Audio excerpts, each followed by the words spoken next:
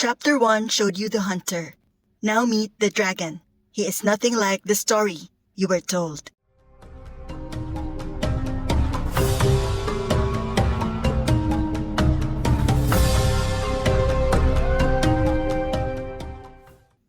Cursed. That's what they called him. Ever since the night the moons fell and his father burned.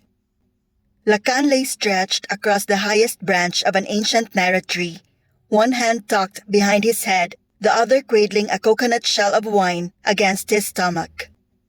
Above him, the moon hung heavy and bright, taunting him with its distance.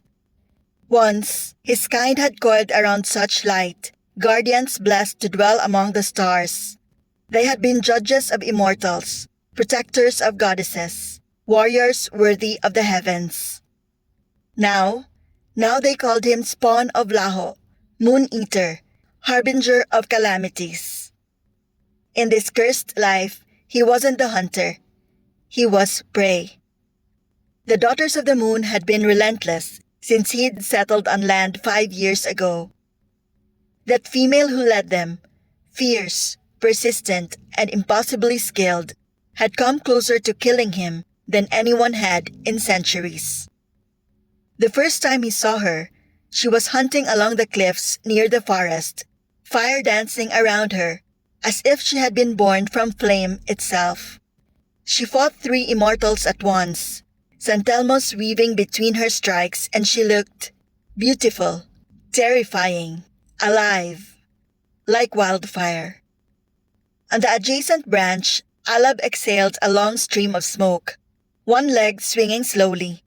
The Capre had been quiet, content to drink and smoke and exist in companionable silence. But Lacan could feel his friend's attention, the weight of unspoken thoughts. I know what you're thinking. Alab said finally. Doubtful. That female hunter, the daughter of the moon, the one who wants you dead, her name is... You mean Wildfire? There it is. I don't know what you mean. Alab just grunted, a sound that said he knew exactly what Lacan was doing and wasn't buying any of it. But he didn't push. Lacan shifted on the branch, the bark rough against his tattooed shoulders.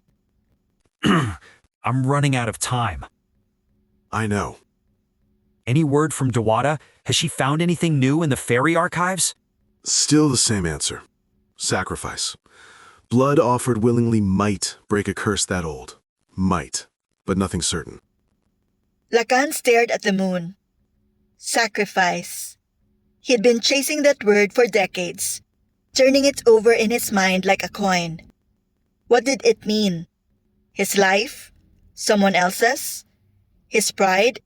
His crown? Maybe I should just do it. See if my blood appeases the gods enough to lift the curse. Alab's leg stopped swinging. Don't be stupid. Stop trying to be a martyr for sins that were never yours. What if it's the only way? To break the curse? To fly in the heavens once more? Your family doesn't need the heavens. They want you alive. Before Lacan could respond, something flickered in his peripheral vision. Light. Lacan sat up slowly, eyes narrowing. There, threading through the canopy, weaving between trees in perfect formation, were dozens of glowing points moving with military precision. What is that? Fireflies. They looked at each other, horror dawning simultaneously. Ali! Ali! Known in the kingdoms as General Aliput Tap-Tap, commander of the Firefly Sentinels, the one immortal who never failed to catch his mark. Bleeding moons. My family sent them. Lacan was already moving, swinging down from branch to branch with predatory grace. They'll track me faster in the trees. Alab followed, dropping through the canopy with surprising speed for someone his size. The Capre moved like smoke when he chose to, silent, efficient, and deadly. You could stop running. And spend the next turn of the moon listening to Uncle Bakos lecture me about duty and destiny? I'm not ready to be king of a fallen race. I'll pass. You can't run forever. Watch me. Except he couldn't, and they both knew it. His 1000th year was approaching, the year he'd have no choice but to accept the crown or watch his entire clan, his aunts, his cousins, the hatchlings, lose their immortality. No pressure, just the fate of everyone he loved resting on his shoulders. You don't have to go with me. I know. But Alab would anyway. He'd been loyal since Lakan found him centuries ago, alone in the forest, half wild, with fire in his veins and no understanding of what he was. Lakan had recognized the dragon blood in him immediately, though Alab wasn't a full dragon. He couldn't shift, he couldn't fly, but he had the fire, the strength, the rage. Lakan had taken him in, trained him, given him purpose. They had been fighting together ever since, bound by something deeper than duty. Where to? My cave. Your cave is on the other side of the mountain. We'll never make it before... I have another one, close by. Of course you do. You and your hordes. It's called being smart. Divide your treasures, especially when half the world is trying to kill you. They moved through the forest at speed, the fireflies' glow growing brighter behind them. Lakan stopped abruptly. Do you smell that? Smell what? Dead duendes. Lakan moved toward the massive balete tree to their left, its roots arching above the ground like cathedral bones. And something else. Magic. Old magic. His eyes narrowed. Tagum. The Bruja here is dead. Lakan murmured, studying the disturbed earth and lingering traces of violent magic. The Daughters of the Moon were here. A day old. Alab confirmed, kneeling to touch the soil. Wildfire has Tagum. Alab straightened, a knowing smile curving his mouth. I knew it. You're stalking that female. You're obsessed. I am not. That female is trying to kill me. We're enemies. Mm-hmm. We are enemies, mortal ones. She hunts immortals, and I'm the biggest prize. That's all it is. Here's a thought. Well, you're in human form. Why don't you court one of the daughters? You're not entirely unappealing. One of them might find you acceptable. Court a Daughter of the Moon? Have you lost your mind? You could enter the courtship challenge at the next Halad. Win her favor. Turn her to your side. Never. The daughters are fierce, resourceful, connected. They might actually help you find answers about the curse. Better than martyrdom, at least. I'm not. Lakan cut himself off as they broke through the tree line. The cave entrance yawned before them, hidden behind a curtain of hanging vines. But something was wrong. Company. Alab muttered.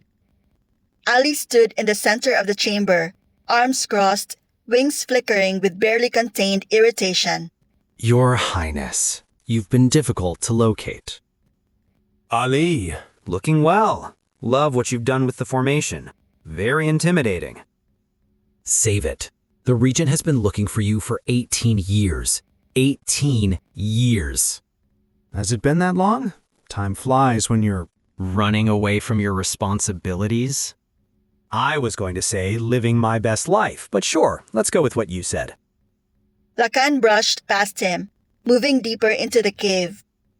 Where are you going? Just checking my things. Lakan's gaze swept the chamber, cataloging every gem, every artifact, every carefully arranged piece of his hoard. The Bakunawa, like all dragons, were possessive of their treasures. The thought of someone rifling through his things made his scales itch beneath his skin. Did you touch anything? Rude. I would never. Anyway, nice to see you're not dead. I try not to be. Unlike you, I can't be reborn indefinitely. Alab snorted. Lakan ignored him. So what's the message? Your coronation. You're out of time. I still have just a few moon cycles before your 1000th year, and if you don't accept the crown, you know what happens. I need more time. You've been saying that for half a century. I'm close. I'm close to finding what the Daughters of the Moon know about breaking the curse. If I can just... Wildfire. Alab interjected helpfully. Lakan glared at him. Ali's wings flickered. Lakan, you can't keep... Everything stopped. A sensation ripped through him, like someone had reached into his chest and yanked. His wards, the ones he'd carefully layered around his other cave, his more precious treasures, they weren't just breached, they were shattered. No! What is it? Lakan's hand pressed against his sternum, where phantom pain centered. Someone's stealing my treasure! Ali held up his hands defensively. What? I'm standing right here. I'm not stealing... Not this cave, the other one! Lakan was already moving. His tattooed skin rippled as he called on the shift, that ancient magic that let him move between forms. Bones lengthened. Scales erupted across his skin like black gloss shot through with veins of gold. His father's colors, a reminder of legacy and shame. The dragon filled the cave, too large for the space, black and gold scales gleaming in the firefly's light. Then he was moving, launching through the cave mouth, wings catching air, powerful strokes carrying him across the canopy. Behind him, he heard Ali curse as the swarm mobilized. But Lakan didn't slow. His mind raced as he flew, cataloging what he kept in that cave. Gold, ancient gems, weapons forged in celestial fires. His scales. O moon goddesses, his scales. Every time he shifted, he shed scales, remnants of magic that, in the wrong hands, could be weaponized by witches or other immortals. He'd always been careful, always transformed in the safety of his caves, always kept them protected. He dove toward the cliff face, tucked his wings, and plunged through the hidden entrance. He shifted back and landed in human form. The cave was smaller than the other, more secret. His hoard glittered in the dark, gold coins, jeweled blades, pearls the size of fists. Then he saw what was missing. The one scale that mattered. His heart scale.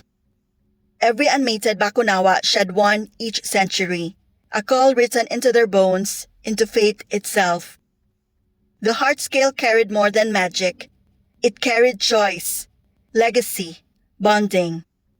Or so the elders said. Lakan had never believed he would need one. He stepped closer. The cradle of stone was empty. Gone. His breath hitched. Only a true mate could claim a heart scale. Lakan had never wanted a mate, not with his father's madness lurking in his blood, not with a curse hanging over his head, not with a purple fire waiting in his future like a promise of destruction. Lakan knelt, fingers brushing the stone where it had rested. The wards weren't broken. They had been unraveled, gently and precisely, as if the magic itself had allowed it. Then he saw it. A scrap of dark cloth snagged on crystal. He lifted it slowly. Inhaled. Sampaguita and steel. Forest strain and something else. Something that smelled the way moonlight tasted, bright and sharp, and utterly impossible to capture. His dragon stared, recognizing what his mind refused to accept. Mate. The word echoed through his bones like a verdict. Only a true mate could take a heart scale. Only a true mate could walk through his wards like they were smoke. Behind him, Ali and Alab skidded to a halt. What was taken? Who do we kill? Lakan closed his fist around the fabric. He already knew. Wildfire.